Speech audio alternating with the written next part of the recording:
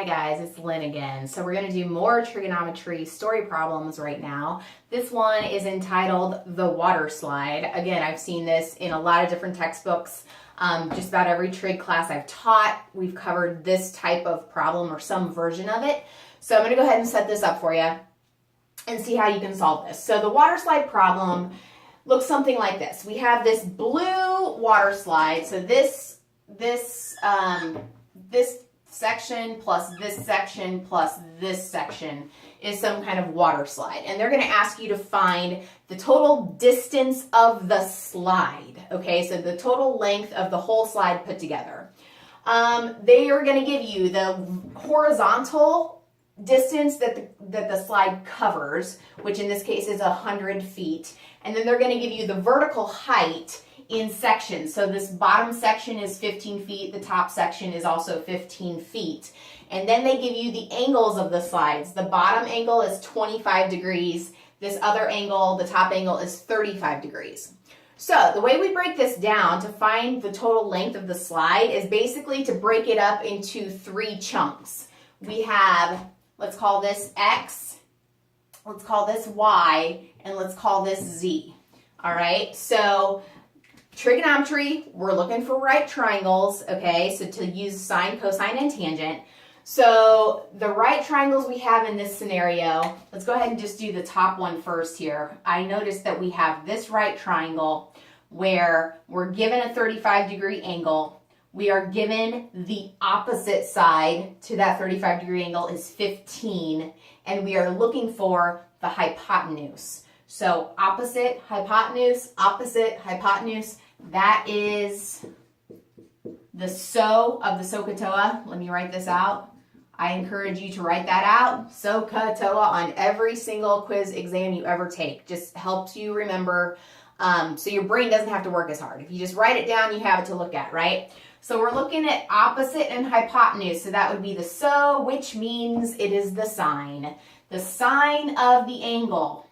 Sine of 35 degrees equals opposite over hypotenuse, 15 over Z. 15 over Z. And again, I'm like a broken record. I repeat this all the time. Please write this equation down on a quiz or a test. So if you can get partial credit, you should get some partial credit for just writing this equation down, okay? Just show your instructor that you understand at least this much, okay? Now, solving for Z, Z is on the bottom of the fraction, so we're going to have to multiply by that denominator on both sides. So we have Z times the sine of 35 equals 15. And then to get Z by itself, we're going to divide by the sine of 35.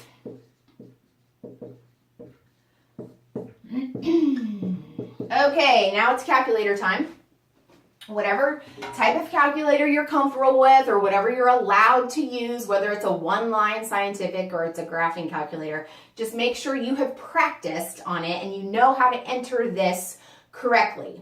So mine is a pretty low-tech one-line calculator that I have right now. So I kind of work backwards. I'm going to say 35 sine. Make sure you're in degree mode always. Well, in this problem anyway, degree mode. So 35 sine is 0.57357.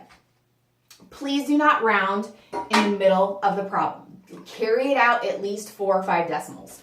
So I'm going to have 15 divided by 0.57, 0.573576. So I'm going to say 8, like so. Now, still on my calculator, 15 divided by 0.57358 equals 26.1515. So Z equals 26.1515.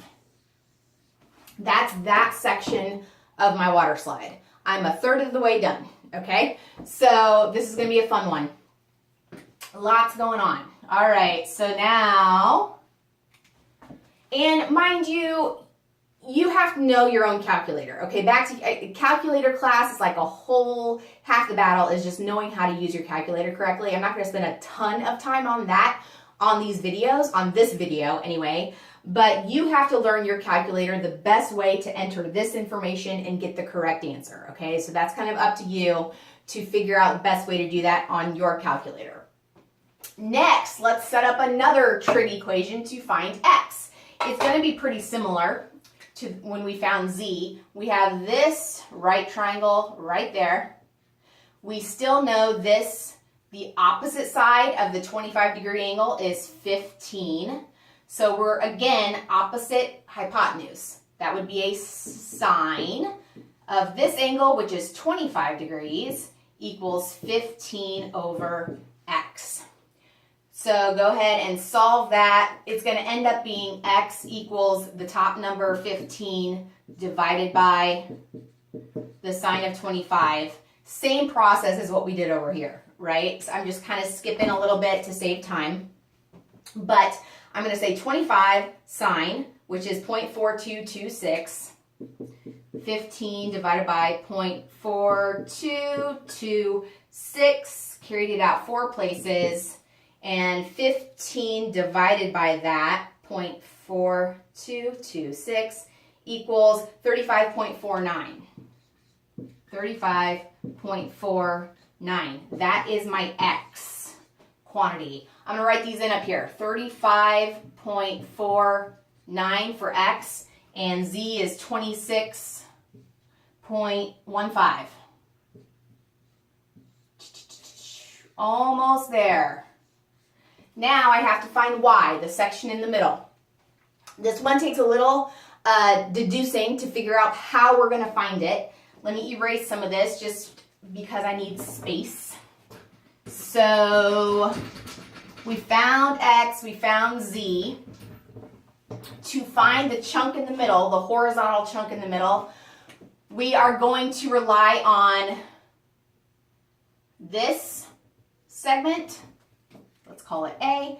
This segment, let's call it B, because in this diagram, the whole distance is 100. If I say 100 minus A minus B, visually, what is that? 100, take away the A, take away the B, and what do I have? I have the section in the middle, right? So that is how I'm going to find my y quantity in this diagram. So how am I going to find A and B? Well, back to the right triangles.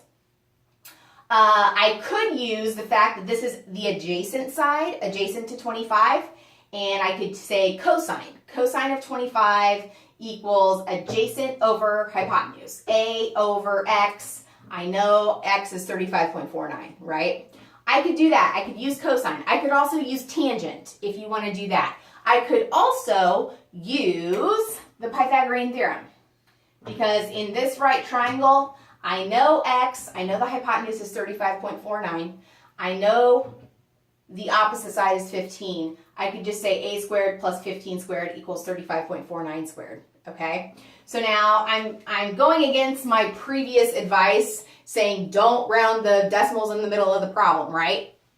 Because look at what I did. I rounded the decimals here, 35.49, 26.15. If I had my work still showing, I would still have the long decimal. So in my own defense, that's what I'm going to say. But it is never smart to round your decimal in the middle of the problem because it throws off your final answer, okay? But having said that, using this triangle right here, I'm going to say a squared plus 15 squared equals 35.49 squared. Then, finding B, let's find B over here. I'm going to say b squared plus 15 squared equals 26.15 squared. Go ahead and find B. Go ahead and find A. And then you're going to take 100 minus A minus B, and that's going to be Y. So I'm going to stop right there and let you guys go ahead and do the calculations on this just for sake of time. But this is the setup of the water slide problem. We did most of it, just the Pythagorean theorem is left to do. And then at the end of the day, you're gonna know what y is, and you're going to say 35.49 plus y plus 26.15 is the total distance of the entire slide. So hopefully that helps. I like to keep my videos short, so I'm going to cut it short there. But if you have questions, leave comments and keep coming back. We're going to keep doing these story problems, okay? Thank you.